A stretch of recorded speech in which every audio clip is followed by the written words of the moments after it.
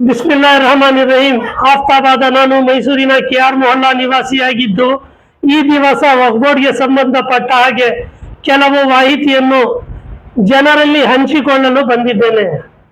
ಏನ್ ಮಾಹಿತಿ ಅಂತ ಅಂದ್ರೆ, ವಕ್ಫ್ ಬೋರ್ಡ್ ನಲ್ಲಿ ಸೆಲೆಕ್ಷನ್, ಎಲೆಕ್ಷನ್ ಅಂತ ಎಲ್ಲ ಆಪ್ಷನ್ ಇತ್ತು. ಆದ್ರೆ ಈ ಆಪ್ಷನ್ ಅಲ್ಲಿ ಇವ್ರಿಗೆ ಬೇಕಾದಿದ್ದ ಆಪ್ಷನ್ ನ ಇಟ್ಕೊಂಡು ಎಲ್ರಿಗೂ ಕಣ್ಣಿಗೆ ಮರೆ ಮಾಚಿ ಇವರೆಲ್ಲ ಕಮಿಟಿನ ಮಾಡ್ಕೊಂಡು ಬರ್ತಿದ್ರು. ಆ ಕಮಿಟಿ ಯಾವಾಗ ಆಯ್ತು, ಆ ಕಮಿಟಿ ಯಾವಾಗ ಎಂಡ್ ಆಗುತ್ತೆ, ಯಾವಾಗ ಆ ಕಮಿಟಿಗೆ ರಿನ್ಯೂಗೆ ಟೈಮ್ ಬರುತ್ತೆ, ಇದ್ಯಾವುದು ಮಾಹಿತಿ ಯಾರಿಗೂ ಗೊತ್ತಾಗದೆ ಇರೋ ಹಾಗೆ ನಡ್ಸ್ಕೊಂಡು ಬಂದಿದ್ರು. ಈಗ ಒಂದು 5-6 ವರ್ಷದಿಂದ ಮೊಹಮ್ಮದ್ ಅಲಿಮುಲ್ಲಾ ಶರೀಫ್ ಸಾಬ್ RTI ಕಾರ್ಯಕರ್ತರಾದಂಥ ಇವರು ಇದ್ರ ಮೇಲೆ ಕೆಲಸ ಮಾಡ್ಕೊಂಡು RTI ಇಂದ ಮಾಹಿತಿ ಪಡ್ಕೊಂಡು ಅದ್ರ ಮೇಲೆ ಇವ್ರು ಎಲ್ಲೆಲ್ಲಿ ಏನೇನು ನ್ಯೂನ್ಯತೆ ಮಾಡಿದ್ದಾರೆ, ಎಲ್ಲೆಲ್ಲಿ ಯಾವ ತರ ತಪ್ಪಾಗಿ ನಡ್ಕೋತಾ ಇದ್ದಾರೆ, ಇದನ್ನೆಲ್ಲ ಜನಗಳ ಮುಂದೆ ಇಡ್ತಾ ಇದ್ದಾರೆ.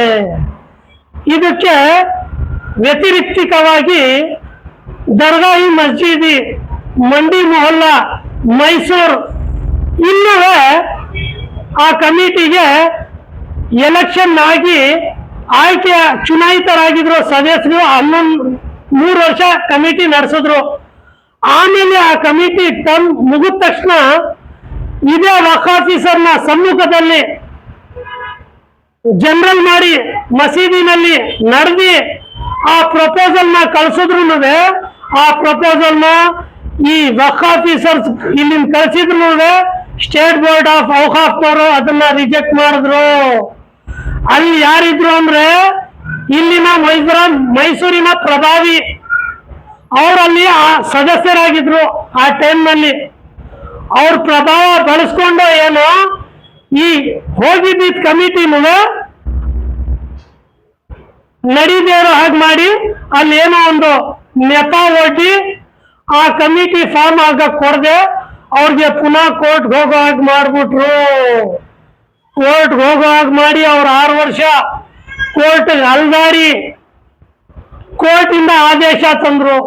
ಮಾಮೂಲಿ ಸಣ್ಣ ತಪ್ಪು, ಈಗ ಅಂಗೈಯಲ್ಲಾಗಿರೋ ಗಾಯನ ನೋಡ್ಕೊಳಕ್ಕೆ ಕರಡಿ ಬೇರೆ ಬೇಕಾ? ಆ ಗಾಯನ ಇವ್ರು ಸರಿಪಡಿಸ್ಬೋದಾಗಿತ್ತು. ಅದಕ್ಕೆ ಹುಣ್ಣು ಮಾಡಿ ಕೋರ್ಟ್ ಗಲ್ಲಿಯೋ ತರ ಮಾಡಿದ್ರು. ಇವ್ರ ಉದ್ದೇಶ ಏನು ಗೊತ್ತೇ? ಇವ್ರ ಮಾತು ಯಾರು ಕೇಳಲ್ವೋ ಅವ್ರಿಗೆ ಈ ರೀತಿ ತೊಂದರೆ ಕೊಡ್ತೀವಿ ಅನ್ನೋ ಮನೋಭಾವ ಇವ್ರದು. ಆ ಮನೋಭಾವದಿಂದ ಇವ್ರು ಹೊರಗೆ ಬರ್ತಾ ಇಲ್ಲ. ಇವ್ರ ಪ್ರಭಾವನ ಬಳಸಿ ಎಲ್ಲೆಲ್ಲಿ ಯಾವ್ಯಾವ ಏನೇನ್ ತರ ನಡೆಸಿದ್ದಾರೆ ಅಂತ ಅಂದ್ರೆ ನಾವು ಹೇಳಕ್ ಕುಂತ್ಕೊಂಡ್ರೆ 365 ದಿನಾನು ಕಡಿಮೆ.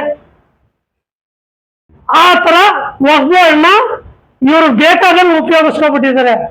ಹಂಗೆ ಉಪಯೋಗಿಸ್ಕೊಂಡಿದ್ದನ್ನೇ ನಮ್ಮ ಹಿರಿಯರು ನಮ್ಮ ಸಮುದಾಯಕ್ಕೆ ಒಳ್ತಾಗ್ಲಿ ಅಂತ ದಾನ ಮಾಡಿರೋ ಆಸ್ತಿಗಳ ಮೇಲೆ ಇವ್ರುಗಳು ಹಿಡ್ತಾ ಸಾಧಿಸ್ಕೊಂಡು, ಇವ್ರ ಹಿಂಬಾಲಕರನ್ನ ಹಿಡ್ತಾ ಸಾಧಿಸ್ಕೊಂಡು ಅದ್ರ ಮೇಲೆ ಮಾಮೂಲಿ ಒಬ್ಬ ಸದಸ್ಯನ್ಗೆ, ಒಬ್ಬ ಮನುಷ್ಯನ್ಗೆ ಅದ್ರ ಬಗ್ಗೆ ಏನು ಗೊತ್ತಾಗದೆ ಇರೋ ಹಾಗೆ ಇದನ್ನೆಲ್ಲ ಲೂಟಿ ಮಾಡ್ಬಿಟ್ರು.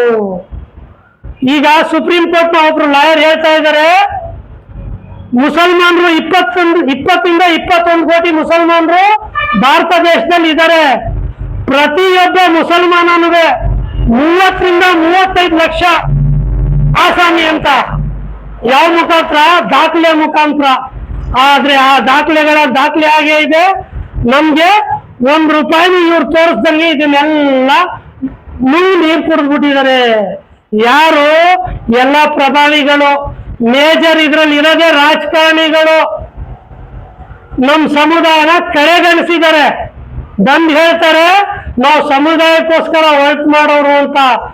ಈಗ ದಾನ ಕೊಟ್ಟಿರೋ ಅದ್ರಲ್ಲೇ ನಮ್ಮ ಜನಗಳಿಗೆ ಪಾಲ್ಗಳು ಕೊಡ್ಲಿಲ್ಲ, ಇನ್ ಬೇರೆ ರೀತಿ ಇವ್ರು ಏನು ಅನುಕೂಲ ಮಾಡ್ಕೊಡ್ತಾರೆ ನಮ್ಮ ಜನಕ್ಕೆ, ಇದನ್ನ ನಾವು ಅರ್ತ್ಕೋಬೇಕಾಗಿರೋದು.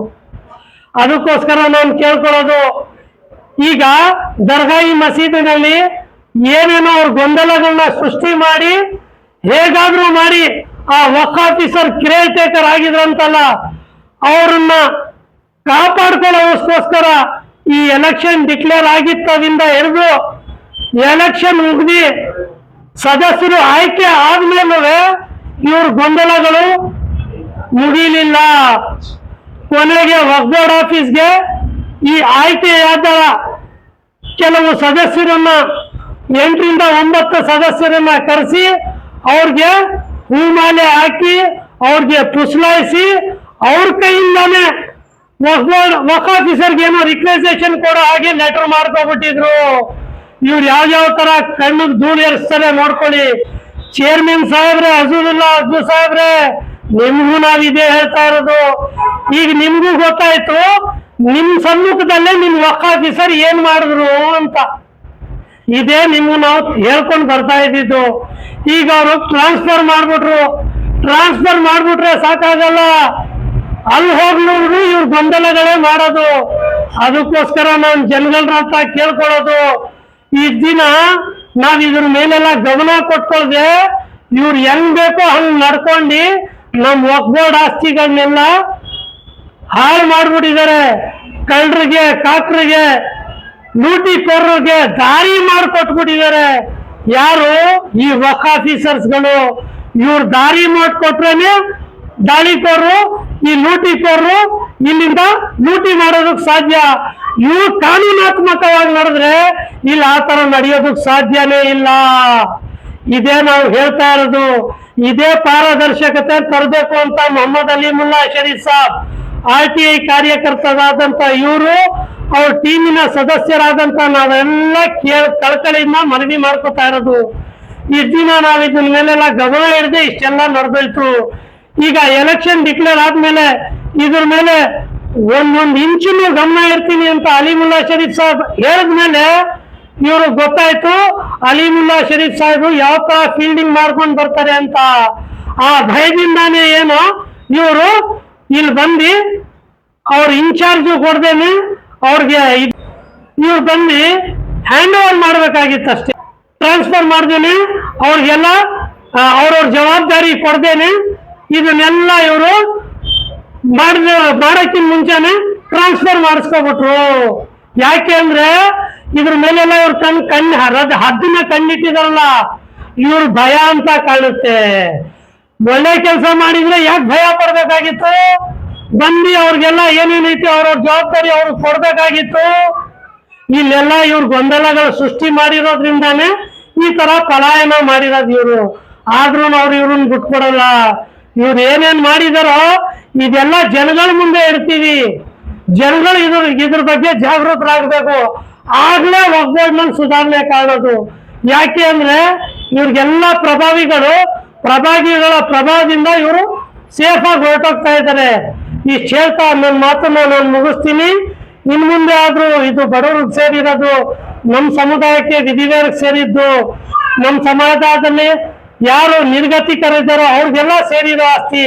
ಇದನ್ನೆಲ್ಲ ಉಳಿಸೋ ನಿಟ್ಟಿನಲ್ಲಿ ನಾವೆಲ್ಲ ದೃಢವಾಗಿ ಇನ್ನು ಮುಂದೆ ಕೆಲಸ ಮಾಡೋಣ ಅಂತ ಕೇಳ್ಕೊಟ್ಟ ನನ್ನ ಮಾತನ್ನ ನಾನು ಮುಗಿಸ್ತೀನಿ. ಜೈ ಹಿಂದ್, ಜೈ ಕರ್ನಾಟಕ. ಅಸ್ಸಲಾಮು ಅಲೈಕುಂ ರಹಮತುಲ್ಲಾಹಿ ಬರ್ಕಾತುಹು.